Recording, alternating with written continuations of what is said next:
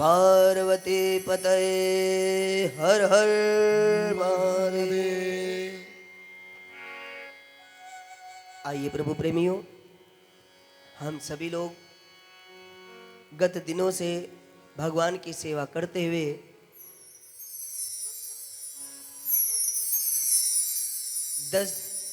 एकादश दिवसीय इस यात्रा में प्रवेश कर गए। आज एकादश 11वां दिन है, हमें पता भी नहीं चला। शोभा यात्रा मिला के तो 11वां ही हो गया है ना। हाँ, तो हम तो उसी से इंक्लूड हो गए। वो आप ही ने गिना था ना। तो एकादश दिवस पूरे हो रहे हैं आज, और 10वां और 11वां दिन विचार मग्न होने पर लगता ही नहीं है आज हम 11 दिन से भगवान की सेवा कर रहे हैं। तो ऐसे पूर्ण ब्रह्म और पूर्ण परमेश्वर साक्षात करुणा अवतारम भगवान बागंबर औगड़धानी चंद्रमौलेश्वर भगवान सांब सदाशिव की कृपा से ये जो यात्रा इतने लंबे समय तक कैसे पूर्ण हुई मानो पता ही नहीं चला। ऐसे भगवान की कृपा का आश्रय लेकर के हम सभी लोग पहले भगवान की नित्य स्तुति करें और फिर हम भगवान के सुंदर चरित्रों का, आज की जो कथा रहेगी वो विशेष 12 ज्योतिर्लिंग पर ही निर्धारित है, क्योंकि आगे का समय हमें अच्छे से मिल गया है। तो जो आगामी उपलिंग और अन्य जो क्षेत्र हैं जिनके विषय में शिव पुराण में बहुत सुंदर वर्णन है, उनका वर्णन फिर हम लोग आगामी दिवस में करेंगे। आज हम लोग 12 ज्योतिर्लिंग और श्री शिव रात्रि व्रत का जो महात्म है और जो उसकी उद्यापन विधि है उसके ऊपर हम चर्चा करेंगे। तो आए मिल करके हम सभी लोग बहुत प्रेम से पहले नित्य स्तुति, इसके बाद भगवान नाम चिंतन। नमामि शमीशान निर्वाण रूपम विभुं व्यापकं ब्रह्म वेद स्वरूपम्।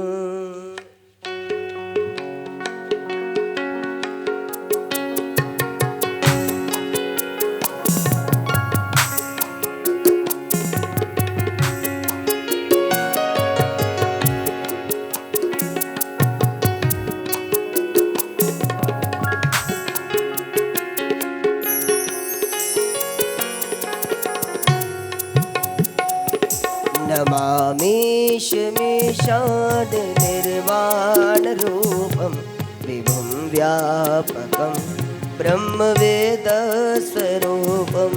नमामि शमीशान निर्वाण रूपं विभुं व्यापकं ब्रह्मदेव स्वरूपम्।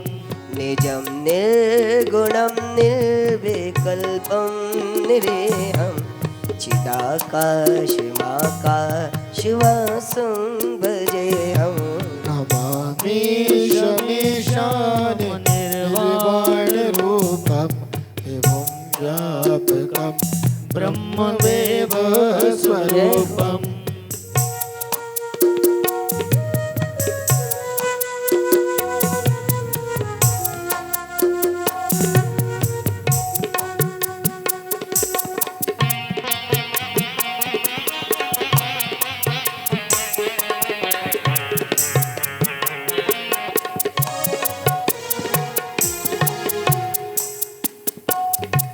निराकार मोकार मूलं तुरीयं निराज्ञान मोतीशमीशं गिरीशं। निराकार मोकार मूलं तुरीयं निराज्ञान मोतीशमीशं गिरीशं। करालं महाकाल कालं कृपालं गुणागार संसार पार नरोत्तम। नमामि शिवेशान निर्वाण रूपं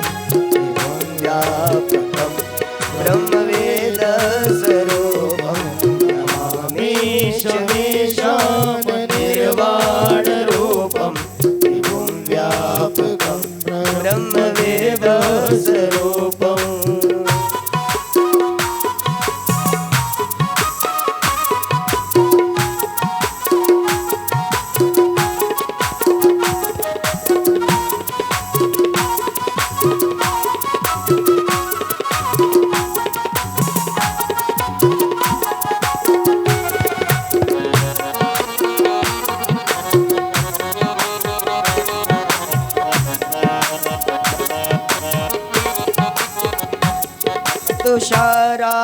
तुषाराद्रिसङ्काश गौरङ्गवीरं मनोभूत कोटि प्रभाषी शरीरम तुषाराद्रिसङ्काश गौरङ्गवीरं मनोभूत कोटि प्रभाश्री शरीरम स्फुरन्मौलिकल्लोलनी चारुगङ्गा लसद्भाल बालेन्दु कण्ठे भुजङ्गा नमामि शमेशान निर्वाणरूपं विभुं व्यापकं ब्रह्मवेद स्वरूपं नमामि शमेशान निर्वाणरूपं विभुं व्यापकं ब्रह्मवेद स्वरूपम्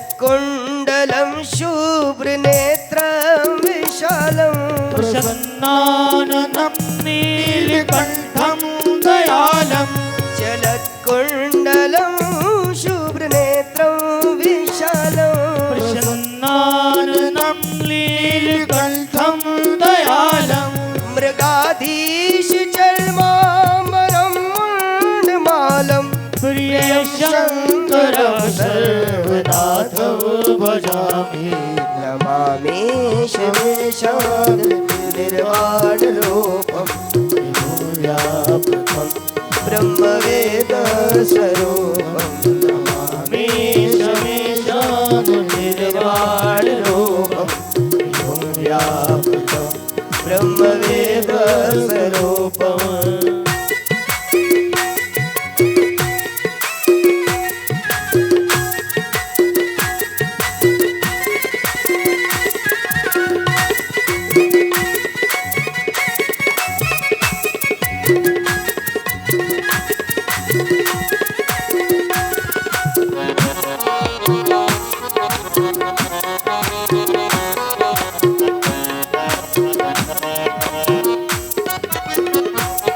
प्रचण्डं प्रकष्ठं प्रगल्भं परेशम् अखण्डम् अज अनुकोटिप्रकाशं प्रचण्डं प्रकष्ठं प्रगल्भं परेशम् अखण्डम् अज भानुकोटि प्रकाशम् त्रयशूल निर्मूलनं शूलपाणि भजेऽहं भवानी पदेवावगम्यं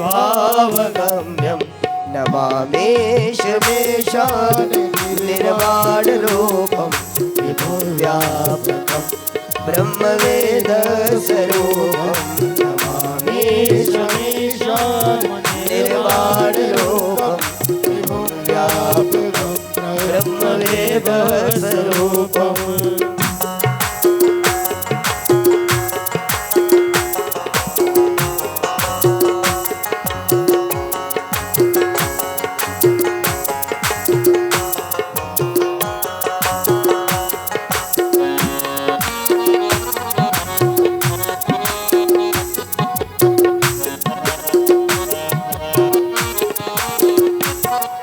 कलातीत कल्याण कल्पांतकारी सदा सच्चिदानंद दाता पुरारी कलातीत कल्याण कल्पांतकारी सदा सच्चिदानंद दाता पुरारी चिदानंद संदोह मोहापहारी प्रसिद्ध प्रसिद्ध प्रभो मन्मथारी नमामि शमेशान निर्वाण रूपम व्यापकं ब्रह्मवेद स्वरूपं नमामि शमेशान निर्वाण रूपम व्यापकं ब्रह्मवेद स्वरूपम्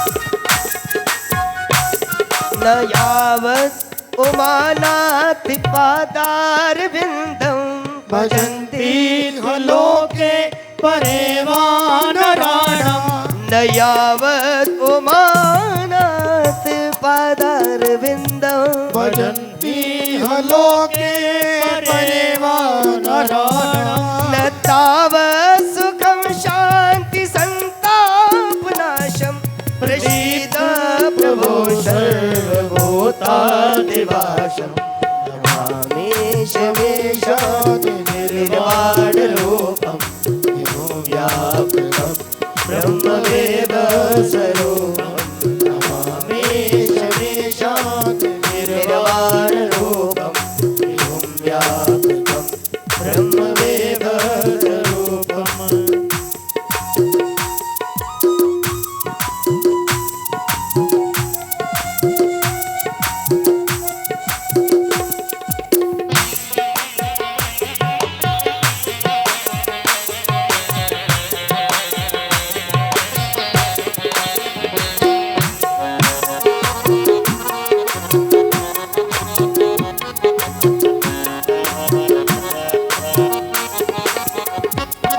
न जानामि योगं जपं नैव पूजा सदा सर्वदा शम्भुतुभ्यं न जानामि योगं जपं नैव पूजा तं सदा सर्वदा शम्भुतुभ्यं जरा जन्म दुःखोत्ताप्यमानं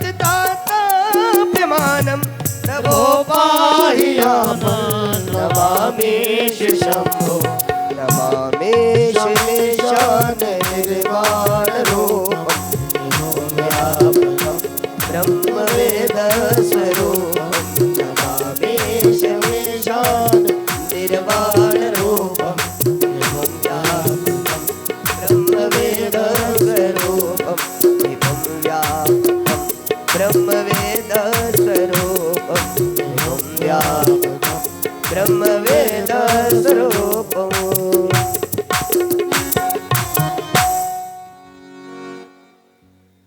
रुद्राष्टकम् इदं प्रोक्तम्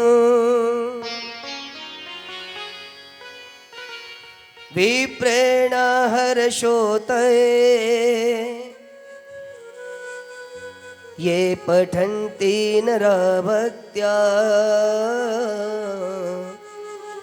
तेषां शम्भु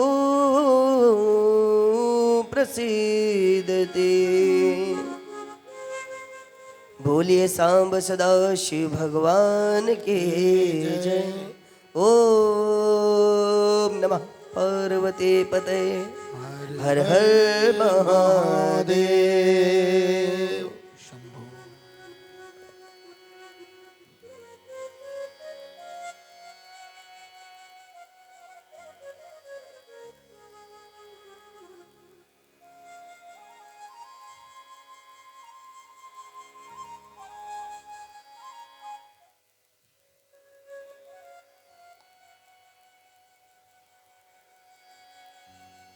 सभी भक्त बहुत बहुत बधाई एवं धन्यवाद दोनों के ही पात्र हैं। भगवान की कृपा से हम सभी लोग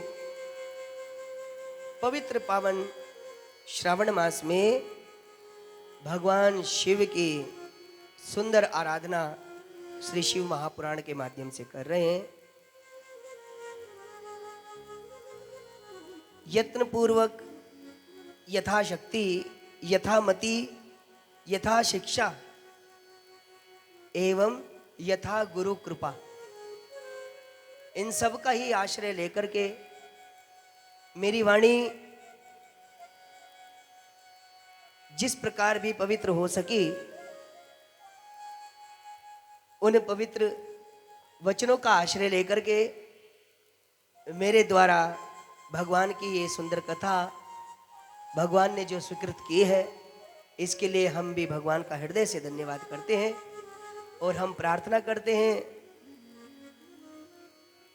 जगत गुरु ब्रह्मांड नायक भगवान चंद्रमौलेश्वर सांब सदा शिव से कि भगवान ऐसी कृपा करते रहें कि हम एक महीना नहीं, एक साल नहीं, एक उम्र नहीं, जाने कितने जन्म भगवान की महिमा गायन में बिता दें, ऐसी हम भगवान से प्रार्थना करते हैं।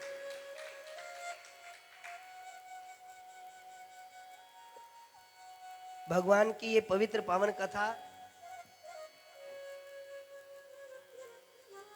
हमें लगता है हमारे जीवन के लिए लैंडमार्क रहेगी।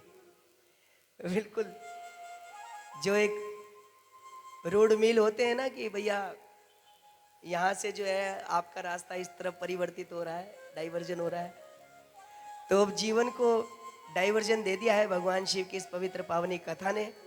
फिर से हम एक बार इस मंदिर समिति और मंदिर समिति के सभी पदाधिकारियों सहित यहाँ के सभी भक्तों को हम हृदय से धन्यवाद देते हैं।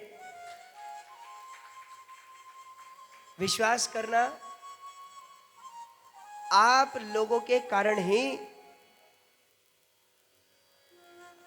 आज मन बहुत ज्यादा प्रसन्न है।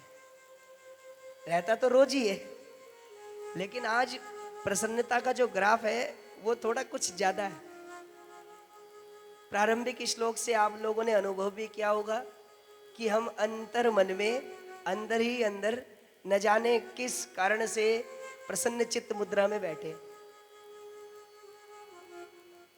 और वो जो प्रसन्नता है वो बिना मुखमंडल पर आए रह नहीं पा रही है।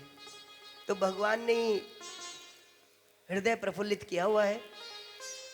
तो विषय को हम ज्यादा आगे न बढ़ाते हुए सीधे भगवान की इस संसार सागर से तारिणी,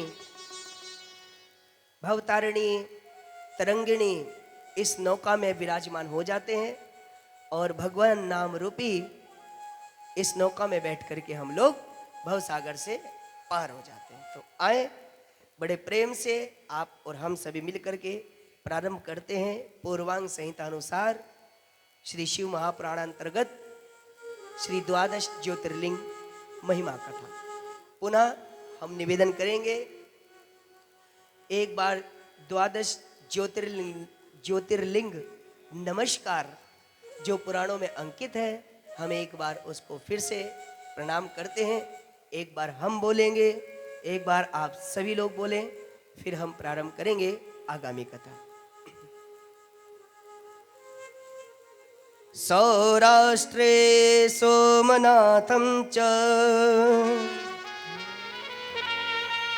सौराष्ट्रे सोमनाथं च, सौराष्ट्रे सोमनाथं च, श्रीशैले मल्लिकार्जुनं, श्रीशैले मल्लिकार्जुनम्, उज्जयिन्यां महाकालम्, उज्जयिन्यां महाकालम्, ओंकारम् अमलेश्वरम्, ओंकारम् अमलेश्वरम्, परल्यां वैद्यनाथं च, परल्यां वैद्यनाथं च, डाकिन्यां भीमशङ्करम्, दाकिन्यां भीमशङ्करम्, सेतु बंधे तु रामेशं सेतुबन्धे तु रामेशं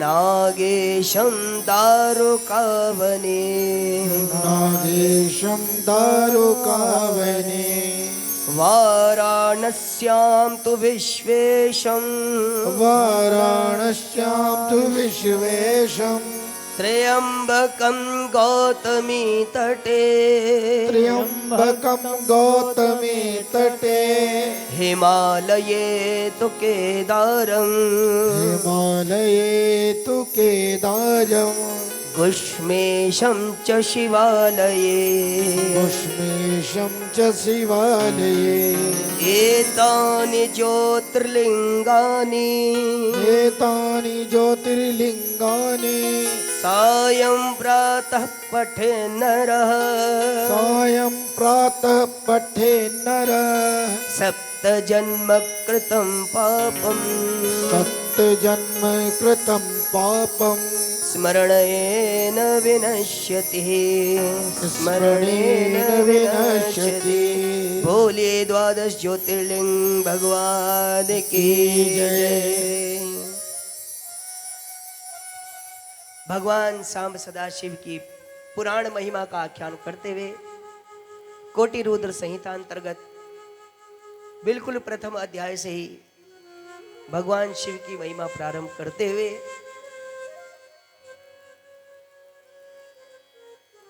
श्री नंदीश्वर भगवान श्री सनत कुमार जी को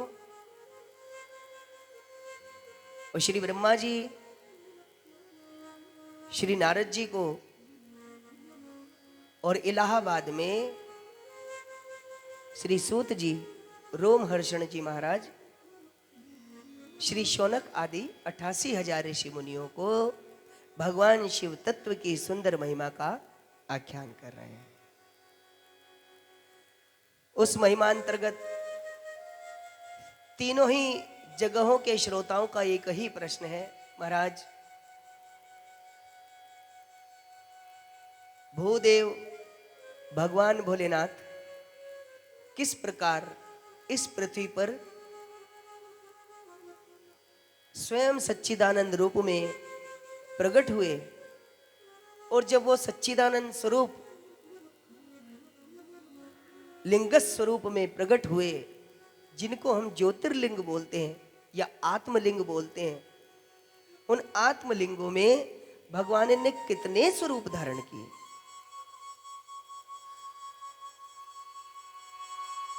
हम जानना चाहते हैं। तो सूत जी इत्यादि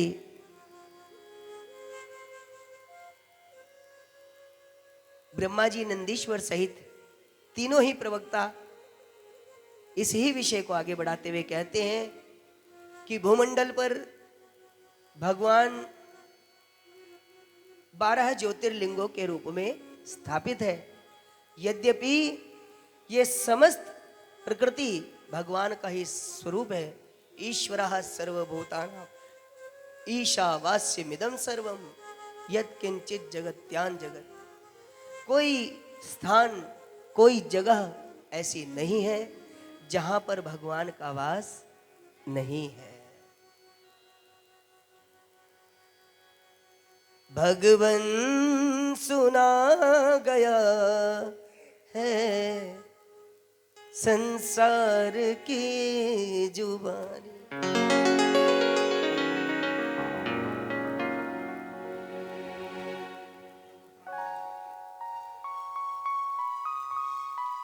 प्रभु प्राण है जगत के, प्रभु प्राण है जगत के, सब जीव इनके प्राणी। भगवन सुना गया है संसार की जुबानी। ये समस्त चराचर भूमंडल भगवान का ही अंग है। लेकिन इसके बाद जो भगवान के 12 विशेष आत्मलिंग हैं, इनके विषय में हे भूदेवताओं हम आपसे आख्यान करें, जिसमें प्रथम आत्मलिंग है भगवान सोमनाथ महाराज जी, सौराष्ट्रे सोमनाथम, जिनकी स्तुति में कहा गया है सौराष्ट्रे देशे विशदेति रम्ये ज्योतिर्मयं चंद्रकलावतंसं भक्ति प्रदानाय कृपावतीर्णं तं सोमनाथं शरणं प्रपद्ये। सोमनाथ भगवान कैसे हैं? भक्ति प्रदाता। भगवान सोमनाथ महाराज ने अपने भक्त को अपनी भक्ति प्रदान की और कृपा स्वरूप, भगवान का एक स्वरूप क्या है? करुणावतारम। भगवान कारुण्य रूप, अकारण कारण करुणा वरुणालय भगवान, भक्त वांछित, भक्त कल्परु, भक्त कल्पतरु भगवान सांब सदाशिव, इन्होंने अपने भक्त पर कृपा करने के लिए ये स्वरूप धारण किया। स्वरूप का नाम है सोमनाथम शरणम प्रपद्ये। उन सोमनाथ जी को हम लोग प्रणाम करते हैं। पूर्वांग संहिता में हम आपसे विचार कर रहे थे, कल हम चर्चा कर ही रहे थे कि दक्ष प्रजापति की 27 कन्याओं का विवाह चंद्रदेव से हुआ है, जिनकी 27 अर्धांगिनियों में एक विशेष अर्धांगिनी है जिनका नाम है रोहिणी। रोहिणी के गुण और धर्म की चर्चा करते हुए हम कल आपसे आख्यान कर रहे थे। इस नक्षत्र में यदि कोई जीव, कोई बालक यदि जन्म ग्रहण करे तो साक्षात भगवत स्वरूप वो जीव होता है और उस जीव के अंदर बहुत ही ज्यादा आकर्षण होता है।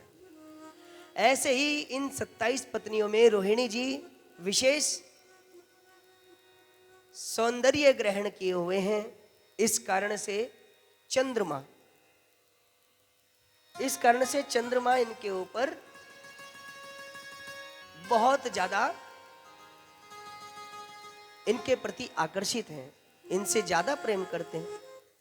तो हम आपसे निवेदन करें, नवग्रह जो जन्म कुंडली के नवग्रह हैं, इन नवग्रहों में चंद्रमा को भी हमारे मन पर अधिकार दिया गया है।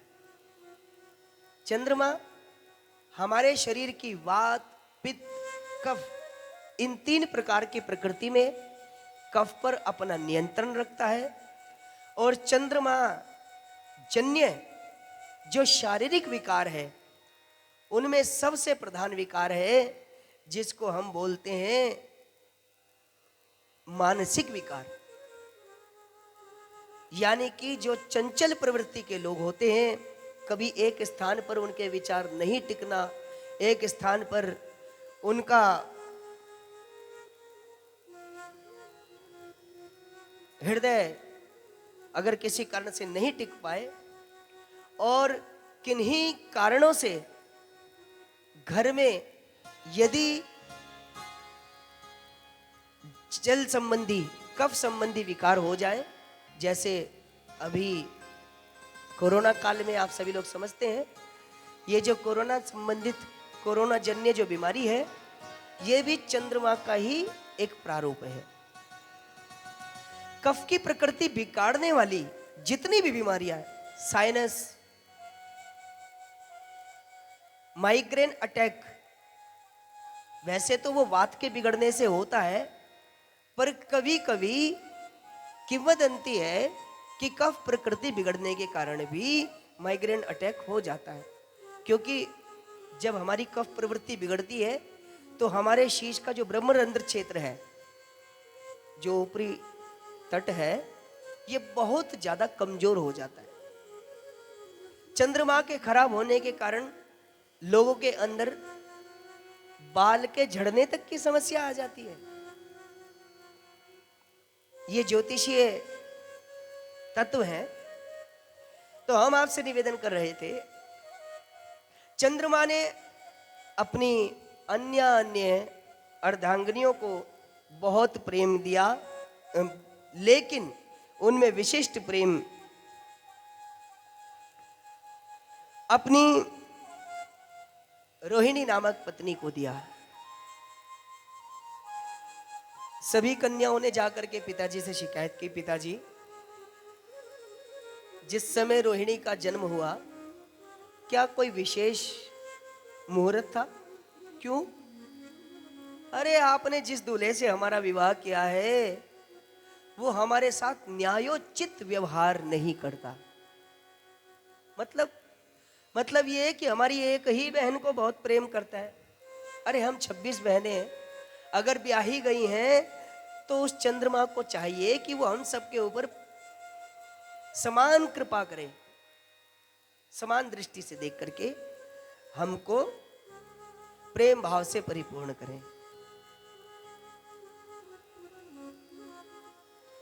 ये विषय में ही हम एक विषय और भी समाज के उन लोगों से कहना चाहते हैं जो लोग भगवान के ऊपर आक्षेप उठाते हुए कहते हैं कि भैया हिंदू धर्म में ऐसे देवताओं की कथा लोग सुनते हैं जिन्होंने एक से अधिक विवाह किए हैं, और हिंदू धर्म में लोग कहते हैं कि एक ही विवाह करो, एक ही के साथ रहो। जब चंद्रमा ने 27 विवाह किए और अन्य अन्य राजाओं ने, अन्य अन्य देवताओं ने अनेक प्रकार के विवाह किए, तो हम 2 विवाह या 3 विवाह क्यों नहीं कर सकते? तो हम उनसे निवेदन करें, जिस समय इतने अत्यधिक विवाहों का जो वर्णन है उस समय सृष्टि क्रम प्रारंभ हो रहा था। सृष्टि को आगे बढ़ाने के लिए ये अधिकाधिक विवाह की परंपरा रखी गई। दूसरा विषय यह है, क्योंकि देवता जो करते हैं या ईश्वर जो करते हैं उसमें निश्चित ही संसार का कल्याण छिपा होता है, और मनुष्य स्वमति से शास्त्र के विरुद्ध या शास्त्र की आज्ञा का पालन करते हुए कोई कृत्य ना करे तो उसमें समाज का अहित होता है। इसलिए समाज के हित के लिए, मनुष्य के लिए ये नियम प्रतिपादित किए गए हैं कि वो एक ही विवाह करे। अब आप विचार करो, अगर मनुष्य रहते हुए एक मनुष्य एक से अधिक विवाह करता है तो एक ही गोत्र में कई सारे लोगों का जन्म हो जाता है, और गोत्रजन्य जो भी समस्या है, चाहे वो रोग संबंधी है, चाहे वो कार्य संबंधी है, चाहे वो व्यवहार संबंधी है, मतलब जो भी जेनेटिक प्रॉब्लम्स हैं उनको वो सभी के सभी लोग गेन करेंगे, सभी के सभी लोग उसको प्राप्त कर लेंगे। अब आप सोचिए, एक घर में एक बीमार हो तो ही पूरा घर आफत में आ जाता है, और जहां इतने सारे बीमार पैदा हो जाए फिर क्या होगा? इसलिए महाराज शास्त्र ने कहा है कि प्रत्येक मनुष्य एक ही स्त्री से विवाह करे, ताकि अगर कोई कुल परंपरा के आधार पर जेनेटिक अगर कोई समस्या उनके साथ जुड़ी है तो उसका निवारण किया जा सके। चंद्रमा इत्यादि के विवाहों का वर्णन सुनकर के हम लोगों को बिल्कुल भी ये विचार नहीं करना चाहिए कि जब चंद्रमा के 27 विवाह हुए तो हम 2 ही कर ले तो क्या समस्या है। बोलो सांब सदाशिव भगवान की जय। भगवान की लीला केवल भगवान ही जानते हैं, इसलिए भगवान की माया कैसी है, देवा नाम अपि कर्षयेत, देवताओं को भी आकर्षण में डालने वाली है। और भगवान इन लीलाओं के माध्यम से हमें यह भी बताना चाहते हैं कि जब देवता नहीं बचे, भगवान के कोप से तो फिर मनुष्य तो किसी श्रेणी में आता ही नहीं है, वो तो वैसे भी गलती का पुतला ही है। तो हम आपसे निवेदन कर रहे थे, चंद्रमा ने जब इतना पक्षपाती व्यवहार किया तो दक्ष ने समझाया, चंद्रमा तुम एक उत्तम कुल के जातक हो। महर्षि अत्रि के द्वारा इनका प्रादुर्भाव हुआ है, चंद्रवंश। तो तुम एक उत्तम कुल के जातक हो, अगर तुम ये कृत्य करोगे तो संसार पर विपरीत प्रभाव पड़ेगा, इसलिए तुम सभी के साथ समान व्यवहार करो। लेकिन दक्ष के समझाने पर भी चंद्रमा नहीं माने। तो जब चंद्रमा नहीं माने तो दक्ष ऋषि ने महामती प्रजापति दक्ष ने चंद्रमा को श्राप दे दिया, और जो श्राप दिया उसका वर्णन श्री शिव महापुराण में किया गया है। श्रूयताम चंद्र यत्पूर्वं प्रार्थितो बहुधा मया। भैया चंद्रमा, हमने तुम्हें प्रार्थना से बहुत समझाया।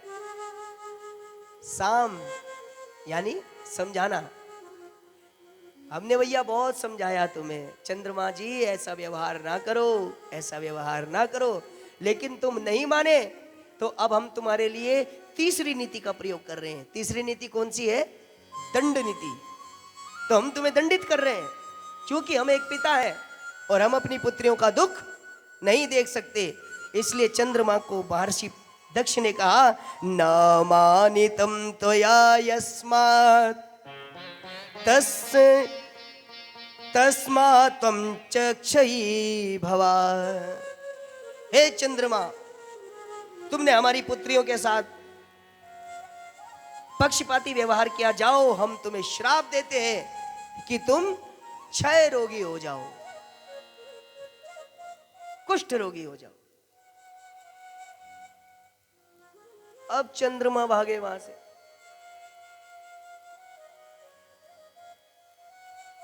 हमारे साथ भी यही होता है। नियति हमें बार बार समझाती है, प्रकृति हमें बार बार समझाती है, छोटे मोटे इंसिडेंट के माध्यम से। इंसिडेंट को हिंदी में क्या बोलते हैं? घटना। वो मुझे घटना शब्द एकदम से स्मरण नहीं हुआ, तो मुझे अंग्रेजी शब्द का प्रयोग करना पड़ा। हाँ, छोटी मोटी घटनाओं के माध्यम से, छोटे मोटे इंसिडेंट जो हमारे साथ होते हैं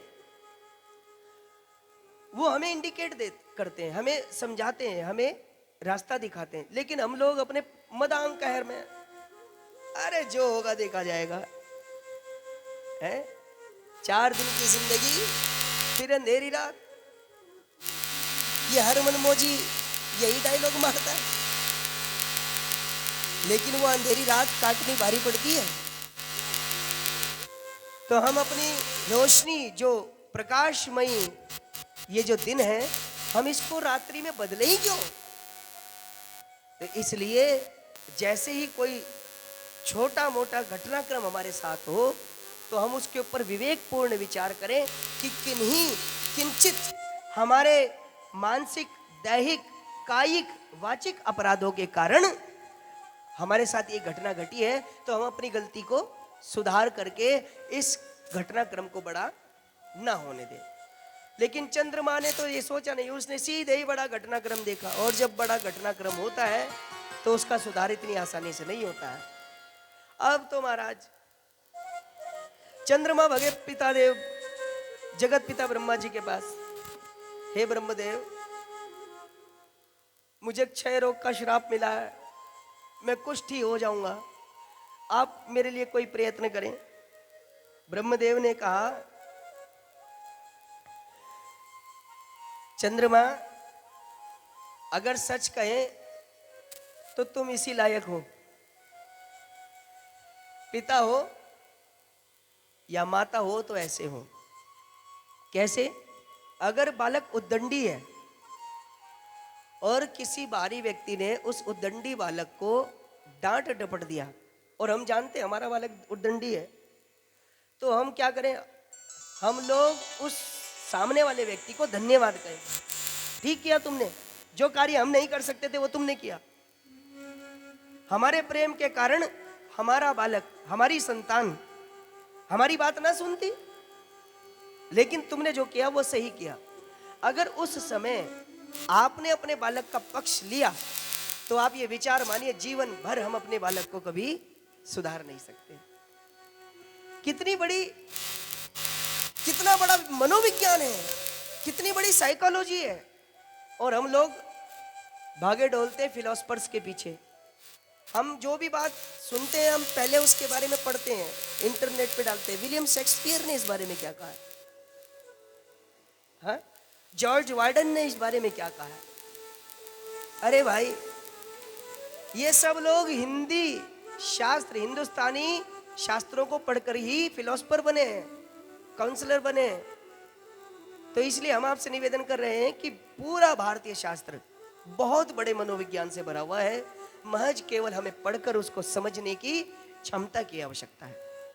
ब्रह्मा जी ने कहा है, चंद्रदेव आप अपराधी हो, आपने महामती देवगुरु बृहस्पति की अर्धांगिनी का अपहरण किया। यद्यपि चंद्रमा ने जो तारा देवी का जो अपहरण किया था वो केवल बृहस्पति जी को श्रापित होने के कारण किया था, क्योंकि उनको श्राप लगा था आपकी पत्नी का हरण हो जाएगा, लेकिन अपराध तो चंद्रमा ने किया है। तो ब्रह्मा जी ने कहा कि आपने उनकी अर्धांगिनी का अपहरण किया, आप जो है स्थिर बुद्धि के नहीं हो। तो आपकी बुद्धि को स्थिर करने के लिए महामती दक्ष ने बहुत अच्छा काम किया। जाओ, हमारे पास कोई उपाय नहीं है। विष्णु जी के पास गए। विष्णु जी ने कहा, मैं सब चीज से किसी भी व्यक्ति को बचा सकता हूं, कोई बड़ा ब्रह्म राक्षस आ जाए मैं उससे भी बचा सकता हूं, लेकिन कोई शिव भक्त, अगर कोई शिव भक्त किसी को दंड दे दे, मैं अपने दंड से तो बचा सकता हूं, लेकिन शिव जी के दंड से मैं भी नहीं बचा सकता। अब क्या किया जाए? उस समय तक तो तक्ष जो है शिव भक्त थे, वो तो सती जी के प्रादुर्भाव के बाद ही उनके अंदर अहंकार आया कि जिस शिव की सारी दुनिया वंदना करती है वो शिव हमारा जवाई है। हम आपसे निवेदन करें, कभी कभी क्या होता है,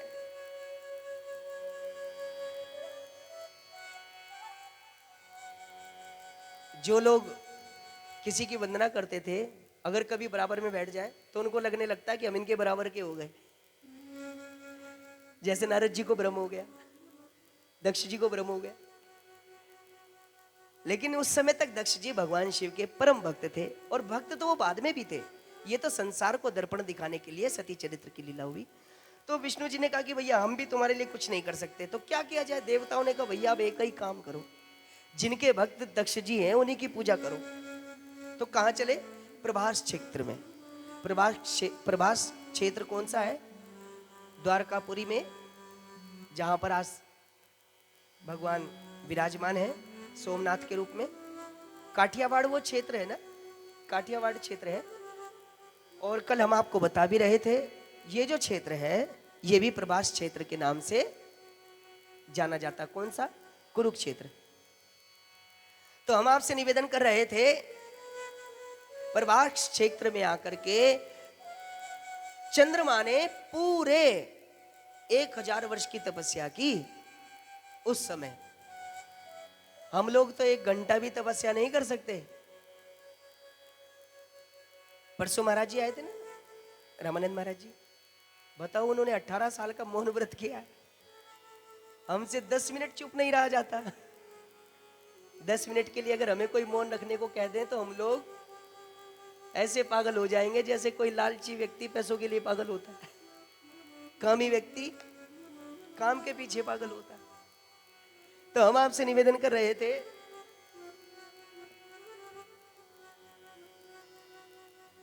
चंद्रमा ने 1000 वर्ष तपस्या की और भगवान वहां पर प्रकट हो गए।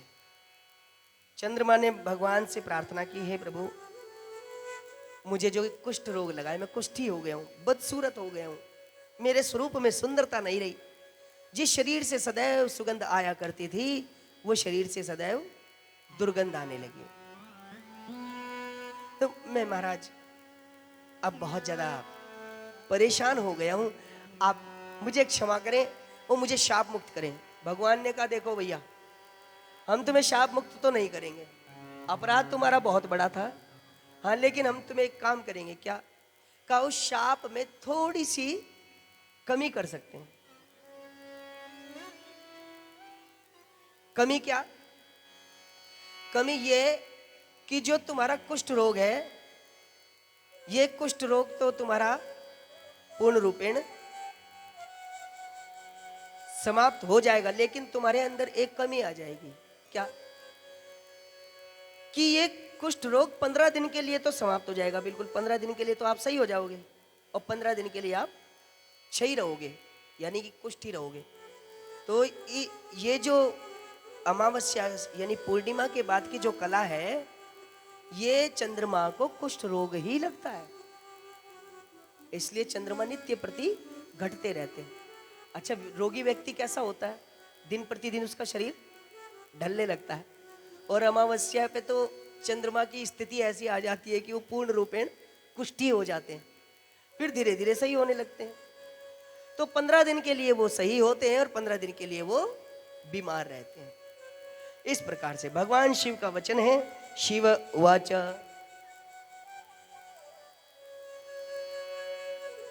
पक्षे च क्षीयतां चंद्रा कलाते च दिने दिने पुनश्च वर्धतां पक्षे सकला च निरंतरम्।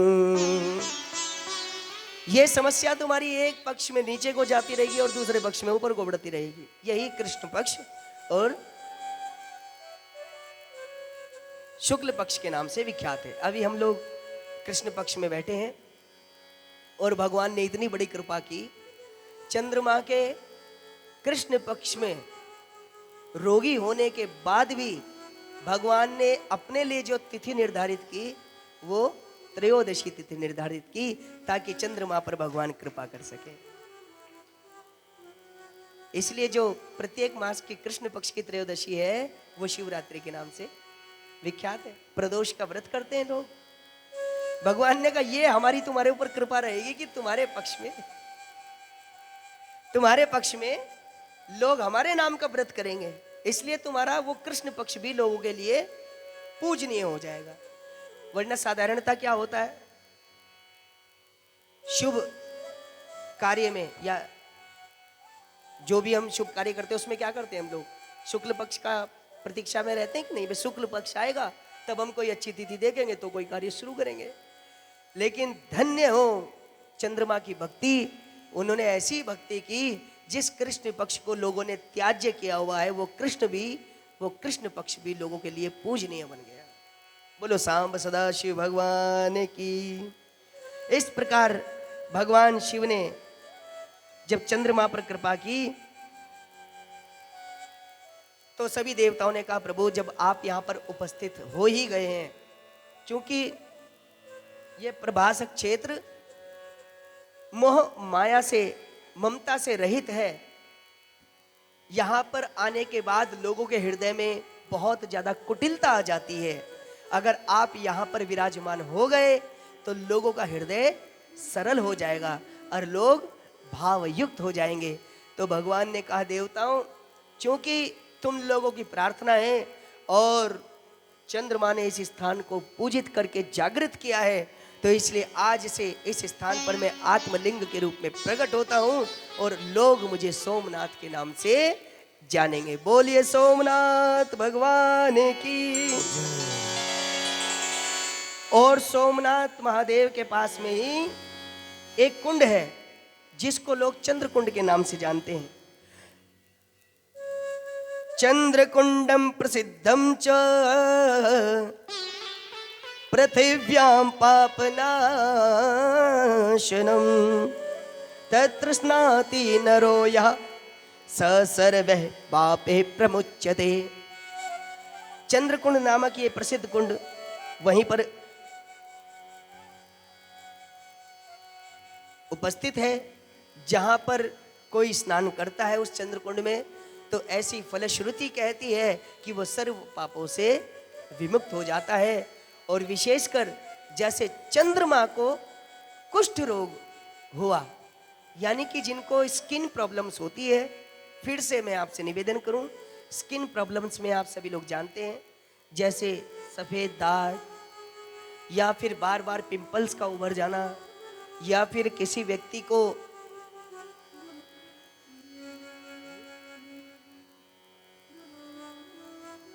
एक्जिमा, अन्य अन्य जो भी रोग हैं, ये त्वचा संबंधी जितने रोग हैं, ये रोग होते हैं, तो ऐसे व्यक्तियों को सोमनाथ देव के दर्शन करना चाहिए और चंद्रकुंड में स्नान करना चाहिए। चंद्रकुंड में स्नान के माध्यम से भगवान उनके सभी त्वचाजन्य रोगों को समाप्त कर देते हैं। बोलिए सांब सदा शिव भगवान की जय। इस प्रकार ये प्रथम ज्योतिर्लिंग की हम लोगों ने कथा श्रवण की। द्वितीय ज्योतिर्लिंग श्री शैले मल्लिकार्जुन। आहा, कितना सुंदर स्वरूप भगवान का है। श्रीशैल पर्वत पर स्थित भगवान मल्लिकार्जुन महादेव। बोलिए मल्लिकार्जुन महादेव की जय। भगवान को प्रणाम निवेदित करते हैं। श्रीशैल श्रृंगे विबुधाति संगे तुलाद्रितुंगे पिमुदा वसंतम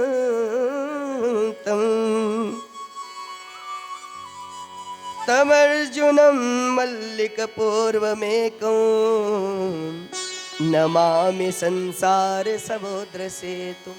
आहा, कितना सुंदर भगवान को नमस्कार निवेदित किया गया है। श्री शैल श्रृंगे, भगवान दक्षिण कैलाश, श्री शैल पर्वत को दक्षिण भाग का कैलाश माना जाता है, और उसके भी उच्चस्थ शिखर पर भगवान विराजमान है, और अकेले नहीं।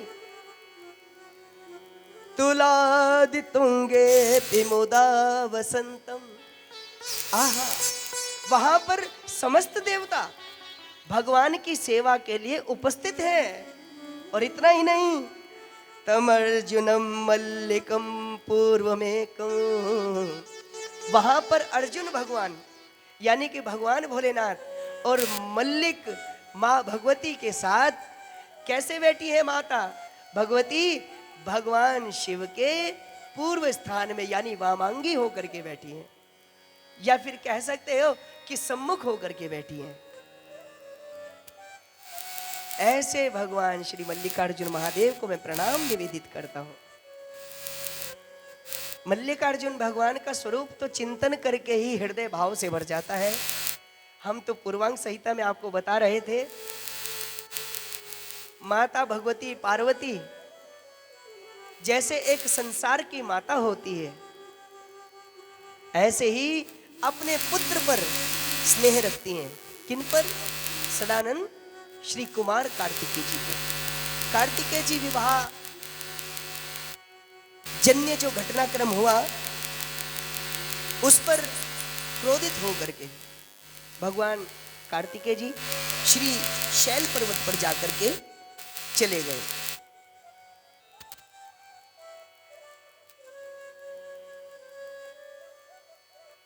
और भगवान कार्तिकेय जी जब वहां पर चले गए तो माता भगवती को बड़ा विषाद हुआ।